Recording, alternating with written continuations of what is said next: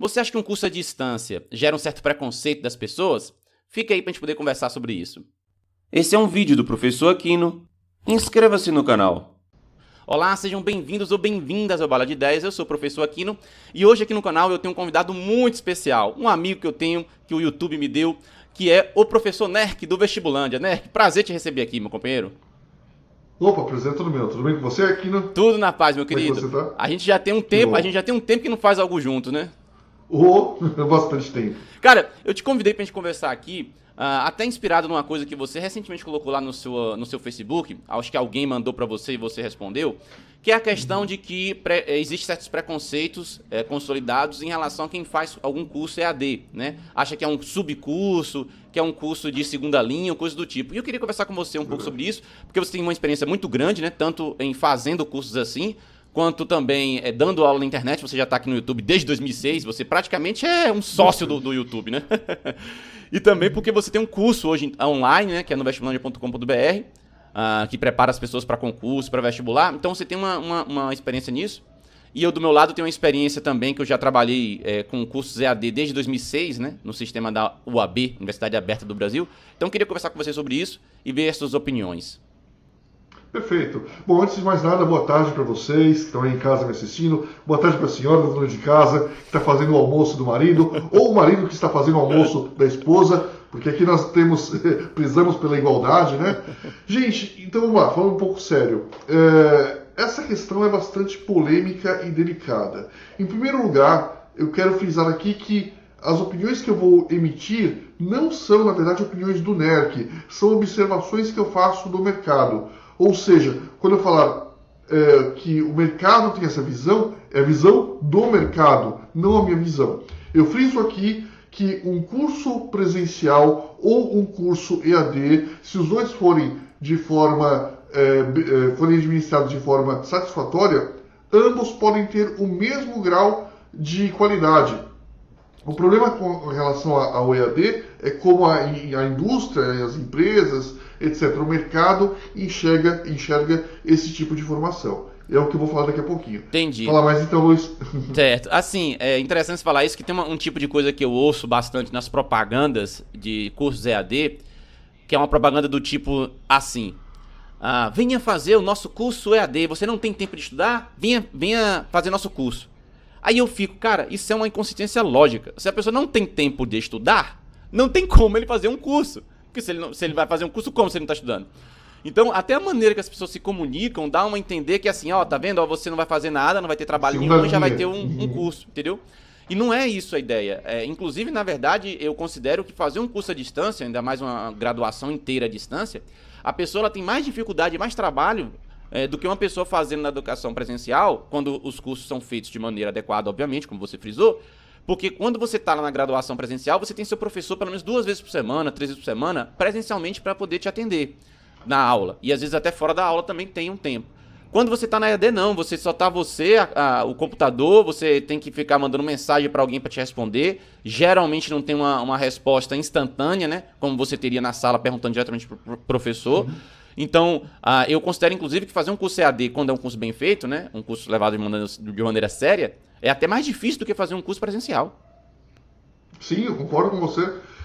Inclusive, há vários problemas em relação à implantação do EAD. Há problemas e vantagens, na verdade, né? Uma das vantagens que eu enxergo, vamos falar aqui primeiro dos pontos positivos da EAD não, do ensino à distância, né? Porque é o ensino à distância, é isso que significa EAD. Por vício, às vezes eu falo da EAD, então eu peço desculpas caso isso aconteça.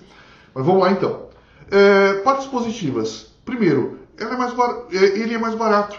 Né? A implantação de um curso à distância é mais barata, por quê? Porque você faz a montagem de um cenário, você tem uma lousa, e todo esse material pode ser feito uma única vez e disponibilizado virtualmente para infinitas pessoas. Ou seja, se eu tiver uma única aula bem gravada e quiser disponibilizar isso para todas as pessoas do mundo, se eu conseguir, eu posso sem problema algum, né? E vai ser, sem dúvida alguma, desde que seja bem estruturada, uma aula tão satisfatória quanto uma aula presencial, às vezes até mais. Tudo depende da qualidade daquele que está palestrando ou ministrando a aula. né? Isso é um ponto positivo. Outra coisa também que é muito positiva é que o preço, né, é muito baixo. Sim. O que acontece? Pelo fato do EAD ser um sistema que permite uma grande escala, ele é escalável, isso consequentemente permite a criação de cursos de qualidade a preços muito mais competitivos. Tanto isso é verdade que os cursos EAD permitiram hoje a criação de faculdades por menos de R$500. Hoje em dia você consegue fazer um curso na internet, naturalmente não um curso que exige a presença como medicina ou engenharia, né? Cursos normalmente mais voltados à área de humanas. Então, esse tipo de curso, basicamente feito na forma de EAD, ele é muito barato, porque você consegue, através de uma estrutura muito simples, atingir muitas pessoas e isso dilui naturalmente bastante o custo, né? Então você tem aí qualidade. Outra coisa também que é importante, né, dependendo da forma como o ensino é criado, você dispõe de recursos visuais que são impossíveis de serem feitos em sala de aula. Então, por exemplo, se o professor estiver explicando alguma coisa, naturalmente isso também depende da filosofia da universidade, da visão do educador, das pessoas que estão envolvidas, né? Mas, por exemplo, você pode virtualmente criar uma aula, colocar conteúdos em 3D, né, que são difíceis de serem visualizados ou até mesmo reproduzidos numa lousa, colocar outro tipo de conteúdo audiovisual para auxiliar no ensino do conteúdo que está sendo ministrado. Enfim, todas essas maravilhas da edição moderna, né, o famoso CGI, é possível de ser utilizado através de uma aula EAD, coisa que não é possível de ser feita na aula presencial. E tudo isso com vantagem de ser feito uma única vez. Entendi. Né? Porque imagina, você teria que replicar essa mesma aula aí com esses efeitos todos em cada uma das vezes que você fosse lá presencialmente, né? E você falou dos cursos de humanas, né? Mas na verdade ainda dá até para fazer curso de exatas, então você vai ter licenciatura em matemática funcionando aí. O curso de licenciatura em matemática é perfeitamente tranquilo do ponto de vista de laboratórios e tal, para você fazer em EAD. Um curso de física, licenciatura, também dá, mas ainda vai ter que ter algum laboratório, obviamente, porque o curso de física tem mais laboratórios do que o curso de matemática, obviamente. Mas ainda assim também é possível. Agora, realmente, um curso de medicina, você fazer ele completamente à distância, fica complicado justamente porque você vai ter que ter aquela questão prática lá, de você fazer os procedimentos numa pessoa mesmo e tudo. Então já fica mais difícil você fazer um curso como medicina inteiramente à distância. Mas um curso de matemática, de física, de língua portuguesa, de história, de geografia, enfim, praticamente todas as disciplinas da educação básica, por exemplo, dá tranquilo para você fazer. Engenharia, dá para você fazer uma parte, daria para fazer, que inclusive já existem alguns cursos de engenharia à distância, como engenharia computacional, por exemplo, engenharia da computação, desculpa, mas vai ter, de qualquer maneira, em algum momento um laboratório, porque não tem como você fazer um curso que tem engenharia no nome e não ter um laboratório para você ir depois, né? Seria esquisito pra caramba isso. Mas, de qualquer maneira, também tem como você fazer um núcleo, pelo menos, grande, e aí torna um custo barato, né? Porque você pode fazer aquele núcleo, sei lá, 60%, 70% EAD e 30% na prática. Tô chutando aqui uma porcentagem, não sei se é exatamente isso de laboratório que tem, mas você entendeu a ideia. Então, eu acho que até mesmo um curso de exatas assim teria como fazer, né? Nessa sua pensamento, nessa sua lógica aí do custo. E, claro, puxando agora pro lado da aula, de fato, você dá uma aula com esse espetáculo todo, né? Uma aula dessa toda semana, imagina, durante 6 meses, é uma coisa complicadíssima. Você dá uma aula dessa e replicar várias vezes, e para várias pessoas, é claro que você reduz o custo. Você reduz o custo porque você tem um custo X e pode atingir milhões de alunos, né? Então você pega X e divide por 1 milhão, dá um custo muito menos do que você pegar X e dividir por 10 alunos na sala, ou 40 ou 50. Ainda tem outro detalhe também, que na sua fala aí a gente pode tirar o gancho, que é o seguinte: você pode ter acesso com o ensino à distância a um curso ou a um professor que você não teria se você não tivesse morasse perto. Então, por exemplo, tem lá o NERC, que é o cara que é um fantástico. Só que o NERC mora na cidade X. Se eu não estiver morando naquela cidade X ou próximo daquela cidade X, eu não tenho acesso fácil ao curso dele. Então, eu posso depois ir lá no vestibulandia.com.br e contratar o seu curso e ter acesso ao professor que eu quero, entendeu? Então, é outra vantagem muito grande, né? Sim, inclusive até um professor do MIT, um professor de Harvard, de qualquer, né? Exato, não é uma questão de limitação exato. De distância. Uma verdade, limitação de bolso, né? Então, por exemplo, imagina uma pessoa que, vamos supor, uma pessoa que ganha um salário mínimo, Se bem que isso é irreal, porque infelizmente no Brasil, hoje, com o salário mínimo, você mal consegue sobreviver, Sim, quanto mais não. pagar uma faculdade. Salário mínimo Mas é vamos só supor- subsistência, é só pagar, é só para comer praticamente, né? Exato. Então vamos supor um aluno que, sei lá, receba um salário mínimo e meio. Aí eu acho que talvez... E talvez more nem com que os seja- pais, talvez uma pessoa que mora com os pais e tal, ou seja, Exato. ou seja, que esse Exatamente. salário mínimo é pra ele especificamente, entre aspas, né? Não é, Exatamente. ele não tem filho pra dar para poder sustentar, não tem esposa, Sim. nada, digamos que seja Aham. dele, vamos O supor. salário mínimo vai ser todo dele, exatamente. Nesse caso, quando que esse rapaz ou essa moça teria acesso, por exemplo, a uma pessoa de Harvard, Não uma pessoa tem da condições, MIT? não tem condições. Nunca, Ele teria né? que fazer aquele tipo de seleção assim, que às vezes tem essas seleções, ganha uma bolsa internacional, aí o cara tem que ser muito bom, tem que ser assim realmente um diamante bruto, né, pra conseguir chegar Sim, até lá, né? exatamente. Na média, na média, botando na média, né, das pessoas e com a questão que você falou na renda, que você falou de um salário mínimo e meio, seria praticamente impossível ele ter acesso a isso, né? E hoje ele consegue ir num sites aí, às vezes até da própria universidade, fazer um curso desse inteiro durante um semestre.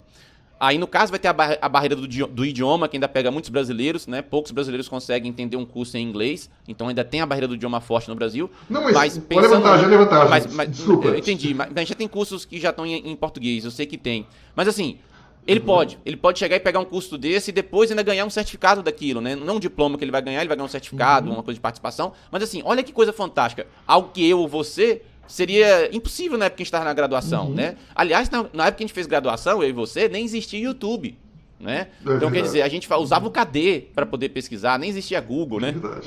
Quando a gente estava fazendo... Não, já tinha Google, a empresa em si, mas não tinha fama. Aqui no Brasil a gente usava o KD.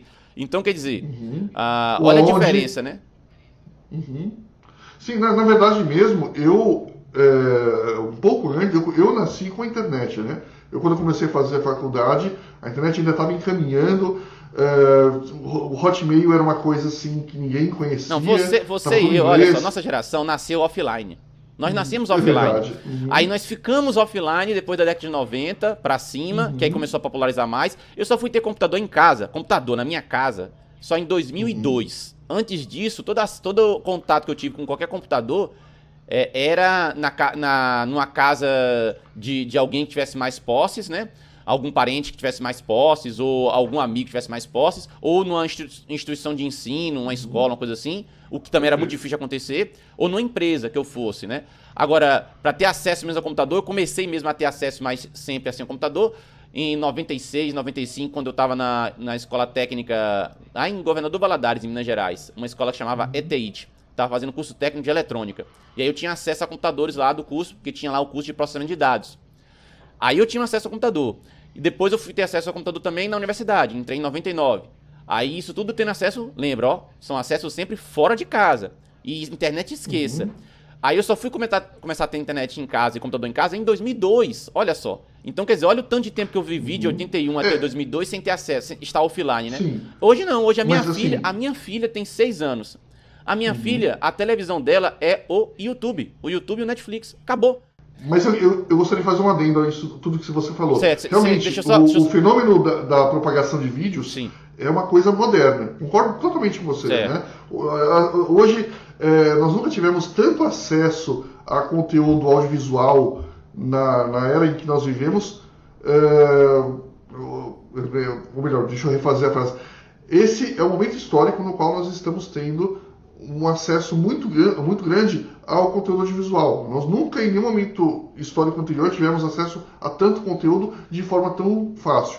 Mas eu queria ressaltar um detalhe importante, que, na verdade, a história do ensino à distância, ela começa muito antes. Eu não vou dizer que é algo que seja totalmente independente, inclusive, do vídeo, né? Porque nós temos um fenômeno. No Brasil, um dos marcos para mim é o IUB, que é o Instituto Universal Brasileiro. Sim, aqueles cursos por correio, eu lembro daquilo ali. Tinha curso de eletrônica. Lembra disso? Acho que até hoje tem curso de caligrafia, de eletrônica, de tudo pelo esse curso aí. E aí como é que funcionava? Eu não sei como é que funciona hoje, vou dizer como é que funcionava na época, né? Porque eu tinha um colega que fazia o IUB. Ele recebia um folhetim super detalhado, na verdade um material postilado, com todos os detalhes, no caso o curso de eletrônica, como o Luiz bem lembra, Tinha curso de violão também, muito legal. E você tinha, se eu não me engano, um acesso a uma hotline em que você podia ligar de qualquer lugar do Brasil para tirar dúvidas em relação a determinados tipos de conteúdos, né? Provas e avaliações eram enviados via correio e você recebia essas mesmas provas recebidas via correio também. Então tá aqui tudo via correio. Então você recebia material via correio, recebia as avaliações, enviava as avaliações e finalmente recebia a sua nota final e, lógico, o certificado de aprovação do curso se você tivesse um bom desempenho, naturalmente. Então, na verdade, assim, o ensino à distância, ele começa, lógico, a internet, eu diria que sedimentou isso para valer, mas ele começa um pouco antes, né? E mesmo se a gente ignorar um pouco essa questão do ensino à distância feito através dos correios, nós também tivemos outros tipos de movimentos de ensino à distância. Por exemplo, quem lembra eu não vou lembrar o nome da empresa, mas eu lembro o nome do telefone, o famoso 1406, que a gente ligava para pedir facas guinso, mesa invarina. Eu sou um bebezinho então, porque eu não lembro disso aí não. Então, beleza. O que acontece? Lá você tinha acesso a videoaulas, né? Então, eu lembro que, por exemplo, as pessoas podiam comprar na época um Banjo Minnow, que era um tipo de isca especial, mas o Banjo Minnow, na época, vinha com um materialzinho para você aprender a pescar, para você poder melhorar sua técnica de arremesso, de molinete. É claro que não era um ensino de universidade, mas aí a gente já encontra as bases dos tutoriais e dos primeiros ensinamentos para que mais tarde esse mesmo tipo de princípio fosse utilizado, por exemplo, pelo YouTube e, claro, pelas instituições de ensino à distância. Sim, né? Que claro, eu concordo. As bases para o que a gente está fazendo hoje de EAD você já tinha antes. Então você tinha esse Instituto Universal aí, que eu lembro na minha adolescência desse instituto. Acho que até hoje, eu lembro de recentemente ter visto alguma coisa nos Correios, mas eu realmente não lembro como é que eles estão fazendo hoje.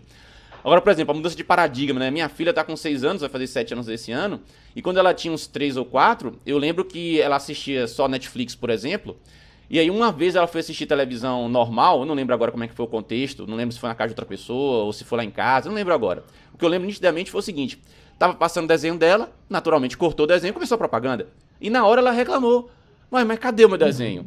Ela não conseguia entender por que o desenho dela no meio parou pra vir uma coisa que não tinha nada a ver, né? Por quê? Porque ela estava sendo acostumada com o Netflix, que ela tem um desenho o momento inteiro que ela quer, né? Então, é uma mudança de paradigma, como que a gente era meio passivo, né? Tinha lá propaganda, tinha lá a televisão passando, assistia, por exemplo, o velho e bom Cavaleiros dos Zodíacos, né? Na antiga manchete. Aí parava, vinha a propaganda, voltava e assistia, coisa que hoje a geração não tem, a deles, né? Então a gente nasceu offline, mas a minha filha, por exemplo, nasceu completamente online, né? Então ela usa, claro, tem que ter todos os cuidados, ela usa o aplicativo com a restrição de idade, ela usa o YouTube com restrição de idade, aquela coisa toda, né? Tem o YouTube especial para crianças, que é o YouTube Kids. Você sempre tem que ter, toda geração de pai tem que ter algum cuidado com o seu filho, né? Então, hoje, nossa geração tem que ter cuidado com isso. A geração passada tinha cuidado com outras coisas. Então, mas a gente está aqui hoje em dia adulto, né? É bem resolvido. Então, o cuidado que nossos pais tiveram com a gente funcionou, né? A mesma coisa a gente tenta agora ter o cuidado com elas pro frente. Mas assim, é interessante como teve a mudança de paradigma, né? Ora, né, que uma coisa que a gente não falou, que eu acho interessante a gente puxar o gancho, é justamente essa questão do mercado e do preconceito, né? Porque eu vejo as pessoas falando assim, eu quero fazer o curso, mas o curso é à distância, e aí eu tenho medo depois de pegar meu certificado e achar que ele vale menos, ou então não querer me dar um emprego por causa disso. Como é que é essa questão especificamente? Então, gente, é problemático, é complicado, é polêmico. Eu sei que eu vou falar alguma coisa que vai ofender muitas pessoas, principalmente as pessoas que fazem o ensino à distância. Então, em primeiro lugar, eu friso, não é o NERC, é como o mercado enxerga esse tipo de formação. Primeiramente, o ensino à distância, como eu disse, ele pode ser tão bom ou até melhor que o ensino presencial. Tudo depende do profissional e do aluno. A relação profissional e aluno, como o professor ministra e como o aluno administra, é que vai resultar na formação de um bom profissional ou não. Friso isso. Dito isso, vamos falar especificamente sobre o ensino EAD. Primeiro, existem universidades que adotam o sistema misto, ou seja, elas adotam tanto o sistema presencial quanto o ensino à distância. Nesse caso, a faculdade é tida como presencial, é o caso da minha esposa. Minha esposa hoje faz engenharia civil. Certo. Mas nem todas as aulas de engenharia civil são feitas de forma presencial. Ela entra no portal do aluno dela, Nesse portal do aluno, ela preenche alguns dados, algumas questões, responde uns quiz, envia trabalhos, responde assim, algumas perguntas, etc. E a partir disso ela recebe pontuação. Sim, também ela tem que assistir alguns vídeos. Certo. O sistema é inteligente, o sistema sabe se você assistiu, se você deu um skip, né, se você avançou. Então o sistema sabe se você viu de fato todo o vídeo, né, se você fez as atividades, em quanto tempo você fez as atividades. O sistema não deixa você minimizar, né, para evitar justamente fraudes. Ou seja, há um relativamente alto grau de confiabilidade nesse tipo de sistema EAD, e ao mesmo tempo você consegue manter a qualidade do ensino e na verdade serve para um reforço das aulas presenciais que ela já tem. Isso é um ponto, né? Nesse caso, a pessoa fazendo atividades EAD, ela não vai ter nenhum tipo de prejuízo no mercado, pelo menos não na minha opinião. Né? Certo. Ela vai, inclusive, até porque o diploma dela vai constar como um curso presencial. Uhum. Agora, isso é uma coisa, temos outra. Temos o ensino EAD. No caso do ensino EAD, que é focado essencialmente, né, à distância, ele não tem, ou quase não tem, não digo, porque uma ou outra atividade, mesmo nos cursos EAD, você acaba tendo que fazer de forma presencial. Mas nesses cursos que são essencialmente focados na modalidade de ensino à distância, você tem um problema sério, que o mercado não enxerga bem esses cursos. Tanto é que você já deve ter visto, né? Por exemplo, você tem uma briga de trânsito, o que você fala, quer dizer, o que uma pessoa mal educada fala para alguém que dirige de forma ruim? Cara, por que você está dirigindo assim? Você tirou a sua carteira por correspondência? Né? Ou seja, aí você já nota um preconceito latente contra o ensino à distância. Talvez até remontando já aquela questão dos Correios que usavam os cursos à distância lá, que a gente comentou anteriormente, né? Correspondência, exatamente. É aquela velha história, a gente fala hoje em dia caiu a ficha, mas hoje nenhum telefone mais usa ficha, né? Acho que ninguém sabe o que é uma ficha. Né? Perguntar pra minha filha o que é uma ficha, ela não vai saber, né? Mas se perguntar até uma pessoa mais velha que ela, uns 10 anos, talvez 12 anos, não sabe o que é ficha. Nem fliperama hoje deve usar ficha. E eu acho que nem as pessoas nem devem saber o que é fliperama, né? Hoje os sistemas de jogos usam cartão. Mas assim, pra gente não se afastar tanto da ideia. Então existe sim um preconceito latente.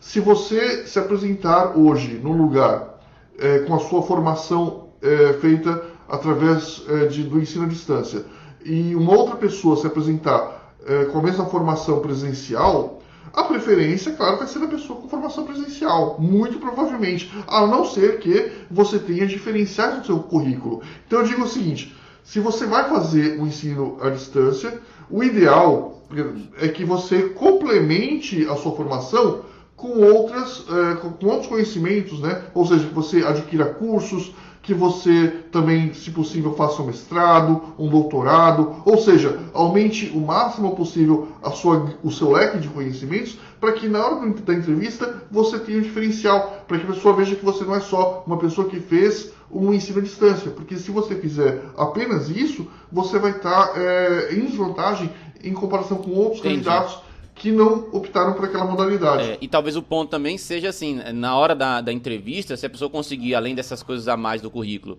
ela conseguir mostrar que ela consegue ser bem eficiente, às vezes até mais do que a pessoa que fez o presencial, aí a pessoa lá na hora vai perceber, não, essa pessoa tem um diploma de um curso presencial, mas essa aqui tem um diploma de um curso à distância e está conseguindo ir nesse teste aqui bem melhor do que ela. No final das contas, para a empresa, se a outra está sendo mais eficiente, vai pegar a outra, né? Então, apesar de você ter esse preconceito latente, à medida que a pessoa evolui do currículo dela e na hora da prática mesmo, né? Ele mostra serviço, então ela consegue, né?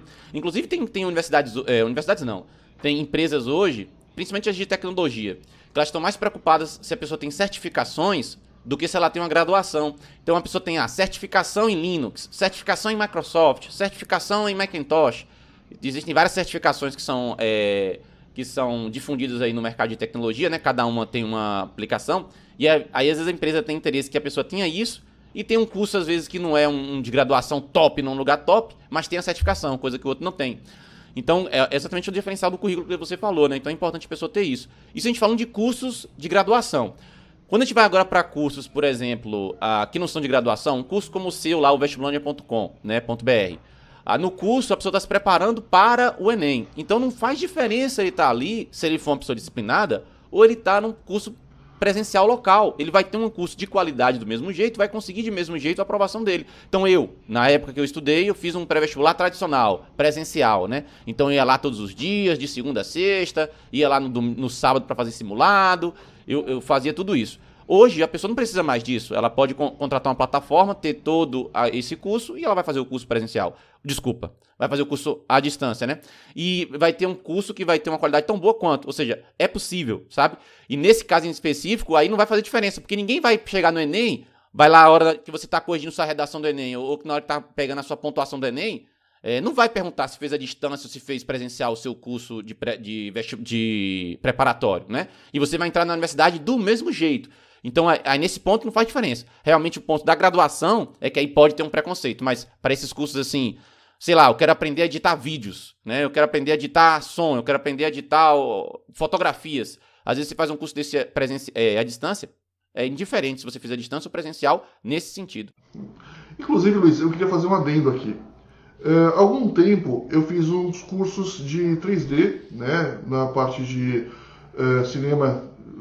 Cinema 4D, não, perdão. Eu fiz os cursos de 3D Studio Max de forma presencial. Eu fiz os 3 módulos: o módulo básico, o módulo intermediário e o módulo avançado. Detalhe, numa empresa de altíssimo nível. Né? E cada módulo eu paguei em torno de, na época, eu não lembro exatamente quanto, mas vamos dizer assim, que tudo isso saiu na faixa de quase uns 10 mil reais, o que para 10 anos atrás era muita coisa, né? Acontece o seguinte, depois eu tive a oportunidade de fazer esse mesmo curso pagando $32 na Lynda.com. $32 deve dar hoje o quê? 369, R$120, vamos dizer assim. Vamos botar que seja R$4 então, aí cada dólar. Mais ou menos. Então, e arredonda para 120. Arredonda. Então o que acontece? Por R$120, perceba, 120, não, sei lá, 1.500 por curso, né? 1.500 por curso não, até foi um pouco mais. Foi 10 mil que você tinha comentado? O total foi 10 mil. Agora foram mais ou menos 3.500 cada curso. Certo. Né, se eu não me engano. Então eu fiz um curso módulo 1, 3.500, 3.500, total de mais de 10 mil reais. Então imagina só, eu na Lynda.com, que é um site especializado em cursos, paguei $100 e em um mês eu tive acesso a 3 módulos: o módulo básico, o módulo intermediário e o módulo avançado, e outros módulos também complementares. E todos esses módulos, foram superiores em qualidade, em didática, etc., aos cursos que eu tive no Brasil. Entendi. Ou seja, realmente você pode ter uma diferença não apenas financeira para melhor, como também você pode ter uma diferença de conhecimento, né? O que mais uma vez prova que o ensino EAD não necessariamente é um ensino ruim. Não, perfeito. Então, não necessariamente ruim é aquela história. Você vai encontrar de tudo. Você vai encontrar cursos presenciais ruins, você vai encontrar cursos à distância ruins, isso você vai encontrar, não tem como fugir disso. Mas uma vez que a gente considere que foi feito um curso presencial com qualidade, foi feito um curso à distância com qualidade, qualquer um dos dois que você fizer, você vai ter um bom retorno, digamos assim, sendo que, possivelmente, um curso à distância, você vai ter um custo menor, justamente por causa dessa facilidade toda que a gente falou, né, dos custos envolvidos para você fazer um curso desse. Então, quer dizer, é algo que vale a pena. Se você aí quer fazer algum curso online, tem de várias coisas hoje em dia, você tem vários tipos de curso online para das mais variadas coisas, né, seja para estudar para o Enem, seja para, de repente, aprender alguma ferramenta, né, algum programa, seja para fazer outras coisas, né, fotografia, etc. Você acha de um tudo hoje aí de cursos online. Vou tentar deixar alguns sites aqui embaixo na descrição para você poder ver. Mas assim, se você quiser estudar, você consegue. Bom, Júnior, cara, grande nerd, obrigado aqui pela sua presença aqui no canal. Foi um prazer conversar com você. É sempre bom te encontrar. Fiz questão, de usar esta camisa aqui, do Seu Madruga. Opa! Que essa camisa, que eu tava com essa camisa em 2012, quando eu fui te ver lá em São Paulo. Eu gravei a apresentação do meu canal por muitos anos, foi lá feito no seu estúdio, né? Na época que você ganhou no YouTube Nestap, né? Que você ganhou lá do YouTube. Lembro. Eu fui lá em São Paulo, te conheci pessoalmente pela primeira vez. E aí, eu tava com essa camisa. Engraçado que outro dia eu fui pra essa camisa pra Petrópolis, em 2017. E aí um colega me encontrou lá e falou, cara, você ainda tem essa camisa? Toma vergonha na sua cara. Foi uma camisa de 2012, quer dizer, de 2012 ou 2011 que eu acho que eu comprei essa camisa, né? Em 2012 foi quando eu te vi. E eu tô com ela aqui até hoje, né? Mas enfim, fiz questão de usar aqui pra te prestigiar e foi um prazer receber você aqui, tá? Faremos outros com toda certeza, assim espero. Beleza, então. Galera, abração pra vocês, tudo de bom. Fiquem na paz.